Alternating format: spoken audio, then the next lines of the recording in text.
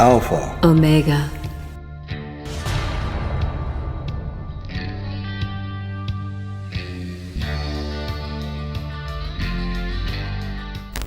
Joseph says, okay, why is the invocation before the treasury of light when Leslie takes the feather and swirls around each alpha and omega? Please explain. It would help in awareness of the ritual. Take a nice deep breath and feel into your body. Wiggle your fingers and toes, roll your shoulders, arch your back, push your belly out, really breathe in as much air as you can.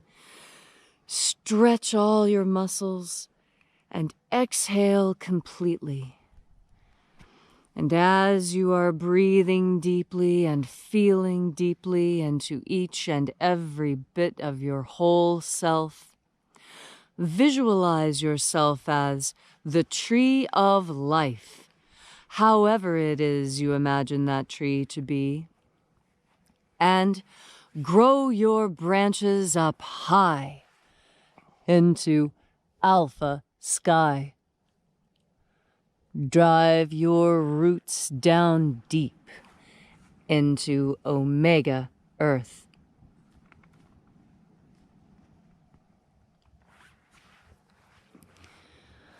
I call on you in the east, Alpha.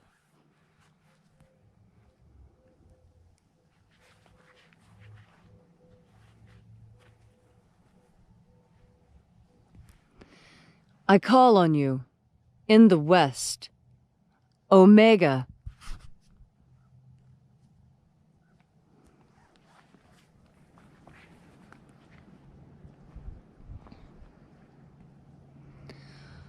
I call on you in the north, Alpha.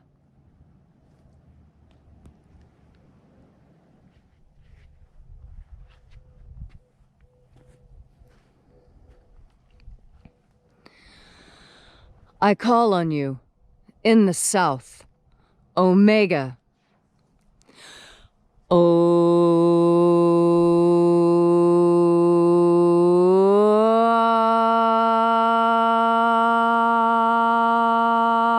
Alpha. Et Omega. The beginning And the end. and the path of the sun between. Birth And death. and the path of life between. I am the Alpha. And the Omega.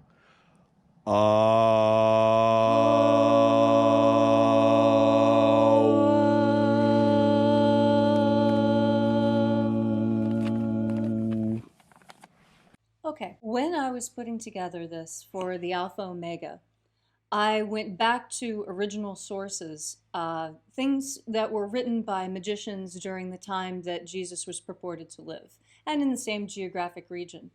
And I read through 500 or 600 different rituals and spells and different magical procedures, and noticed that there was a definite pattern, a pattern very different from that which we use today. Today, magicians, when casting a circle, will go from one direction and then move through them. You see, going from east to south to west to north. That definitely was not how things were done during Jesus' time. In Jesus' time, what was common was to use opposites. And the idea was that by invoking first one side and then the other opposite side, that what you were doing was creating a balance within. And so each time an action was made, an equal and opposite reaction was done in order to balance the energies. Right. And so when you call up as Alpha, of course, logically, down is going to be Omega, and that completes the circuit. Right. I did it because it is historically accurate for the time period. And being an archaeologist, my specialty was experimental archaeology. I actually made the tools I was studying and went out into the field and used them as they were purported to have been used. Wow. Because when you do that, you learn a lot. You learn a lot about how the marks on the tools are made because different activities leave different wear patterns. Wow. And I used exactly the same methodology for Magick, knowing that the wear patterns that I'm looking for are actually energetic sensations within myself and my environment. And that's how I developed it. That what you're looking at is a 21st century reimagining. So yes, we are at the same time magic revivalists because we are reviving the ancient magic of Jesus, at least what purports to be the ancient magic of Jesus. That's what the disciples taught one another. Yes. And at the same time, we are as well recreationists because what came down to us is fragmentary. It's like any grimoire. Or any piece of pottery. Pieces of pottery frequently come to us fragmented, and we reassemble them. Right. And even even without that problematic, the grimoires presuppose that you are a magician already. It's not like they're going to tell you, like I do in the Ritual Magic Manual, step by step what you do. Mm-hmm. They're more like Cliff notes. Cliff notes, exactly, an Yes. outline. Here are the hierarchies, you know what to do with them. Right, exactly. And that's how they are also in the Treasury of Light, for example. You have the 3 names going in, the 3 names going out, and you have the 12 names going around. Yes. And it's not even around, they're just listed on top of one another. Mm-hmm. So, you know, as magicians, of course, we had to recreate what, to the best of our ability, Mm-hmm. is how quite likely the ritual was very nearly done back then. Yes, there have only been 1 or 2 conscious changes that I have made that differ from the original methodology used. And the reason was specifically because we are in the 21st century, and Right. there are some things that simply do not carry over in time, like dinosaurs. Now, another piece of this is that we find not only in ceremonial magic and in Wicca Mm-hmm. this notion of casting a circle. It's pretty ubiquitous, isn't it? It is. In fact, the circle is, so far as archaeologists can determine, the first shape associated with religion. Wow. And that's for a lot of reasons. We naturally dance in a circle when we dance around something. Right. The 2 luminous bodies in the sky are round. It lends itself, when a woman is pregnant, she is round. Roundness lends itself to the concept of deity very easily. If you also in the Native American tradition, if you go to a Native American powwow, many different cultures, you're going to find different cultural expressions of north, south, east, west rituals. Yes, even in North America, different tribes have different colors associated with the 4 directions. And sometimes they'll be exactly opposite. It just depends on the tribe you are in. So we kept that in mind. So likely it's going to begin, and these sort of rituals, they actually serve a function. They serve a function of centering. Yes. And in the case of the lesser banishing ritual of the pentagram, also of purification. Yes, that's true. You know, in fact, purification and banishing, as I'm clicking through my catalog of who does what, when, and where, and why, I cannot think of a culture that does not practice cleansing and purification before the beginning of a ritual. Interesting. It's ubiquitous. Yes. It's a cross-cultural constant, of which there aren't very many. So what's unique, well, it's not unique, but Leslie's correct. You do see, in the time period, you see lots of things like this. Yes. Like, for example, there are several different rituals you can find in the Greek magical papyri, or the PMG, they call it for short, among scholars, that have these rituals that are in the north, south, east, and west, and above and below. Yes. Also, the Rose Cross ritual Mm-hmm.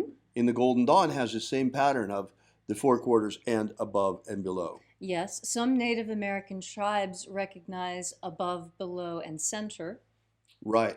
as do many tribes in As East do Asia. some of the Greeks, as does some of the Greek magic of the period. Yes, yes.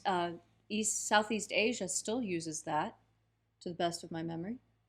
So, yeah. So this is not something that we just kind of pulled out of thin air, but we took the grimoire that we have in the Bruce Codex Yes. with the secret names of the angels. This is the treasury. It's incredible. The secret names to call them. Yes. He left them to us. And that's what we're using. Mm-hmm. It's an incredible treasure. That's an incredible treasure. It is one of the greatest treasures of the Western world, and we're bringing it to you, folks. What I find so fascinating about it is, as an archaeologist, looking at all of the different materials that are available for that time period, and just seeing how, what's the word? Drowned in magic everyone was at that time period. Magic was ubiquitous. It was everything. Magic was as important as money and was talked about and used as frequently. Right. The other thing that's really unique about that ritual, that the way that you created it, Leslie, and that we practice it in the Alpha Omega, is that rather than working in a circle, it works with opposites. Right. It works north to south, east to west, above to below. Yes. So what's very interesting there is what you're doing. What she's up to is she's creating with this part of the ritual. She's opening both the solar current, the path of the sun, from east to west, and the magnetic current, the path of the earth, from north to south. And a cosmic current. Yes. From above to telluric, a cosmic telluric current as well. Yes, and you literally become the connection between heaven and earth in that moment. So this is the meaning of the Alpha Omega ritual. That can be used in opening, it can be used in closing. Use it as much as you like. You're welcome to. You know, it's our gift to the world. Yes. Oh, he asked about the feather. Oh, right. That's correct. Would you like to say something about that? So I should say something about the feathers. How about you get it? Of course. So these are the two feathers that I use most often. And they're both turkey feathers. It's just this one has been painted to look like a golden eagle, and this one has been left natural. Now, the reason for using a feather was actually quite conscious. Oh, by the way, if people would like to get feathers like this, I mean, because, you know, eagle feathers are illegal. It's not possible for us gringos, to have eagle feathers, unless part of the Native American church. And these are the next best thing. It works just as well. It is painted turkey feathers, and if someone is looking to find a great imitation eagle feather so that you can use the energy of eagle and yet legally, it's where Crazy Crow Trading Post. Crazy Crow Trading Post. You can find them online. It's a Native American trading post. They have really, really great stuff. In fact, it's where I get all my replica materials. I make quite a few replicas, museum-style replicas of different artifacts that are really popular. And that's where I get my materials for making those things. Very authentic, very accurate. Reproductions, reasonably priced. It's fantastic. Right. Now, the other thing, as long as we're talking about the magic of Jesus, I'm just going to make this real brief because we want to take some more questions. But as long as we're talking about this, in addition to the treasuries of light, there are the baptisms and a ritual for the forgiveness of sins. And there's a system for ascension, for rapture, rising through the 12 planes into the kingdom of light. So that's what's in the Bruce Codex. That's what the whole system entails. And we will, as time goes by, be making more and more of this system accessible to the public in a way that's easily usable by a lot of people? Yes, I have been working on rewriting and sculpting. And making it accessible. Yes. Thanks really for asking that. It's really a labor of love, getting up every morning and getting out there. And Leslie is really so disciplined. She's getting the fire going for us as well in the morning lately, so that It's a lot of fun to it's start not quite fires. as cold as it's been. Yeah, you would be surprised how that fire actually keeps us quite warm when we're out there. I don't know if you noticed this morning, but this morning it was so cold we actually came around to the other side of the fire to purposefully stand in the smoke. Because, you know, whichever way the smoke is blowing, that's also which way the heat is blowing. So.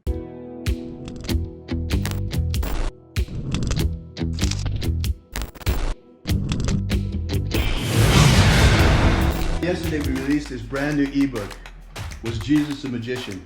Give you the basic background of the rediscovery of the lost books of Yahweh, how it happened, why they were repressed, why it is that the magic of Jesus was nearly destroyed and wiped from the face of the earth, and the miracle by which it survived. How we only have one precious manuscript of this ancient knowledge, and that's truly all there is left. Well, maybe in the Vatican they have it, but they're not about to give us that to fill in the little gaps that we've found. So be sure to make sure you download this. You don't want to miss this. You can get it for free for now at thesecretsofjesus.com. Thesecretsofjesus.com. Are you familiar with the Rosicrucian with what's his name? He's popular in the States. He's the president or the Emperor. Imperator.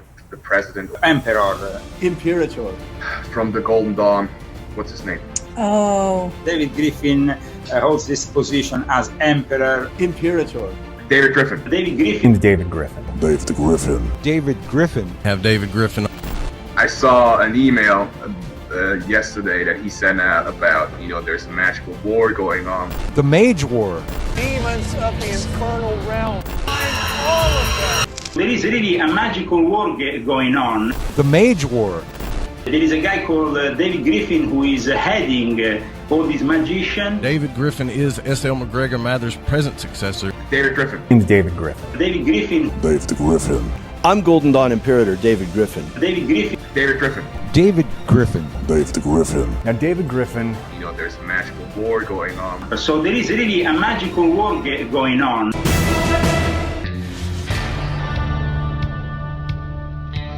Alpha Omega.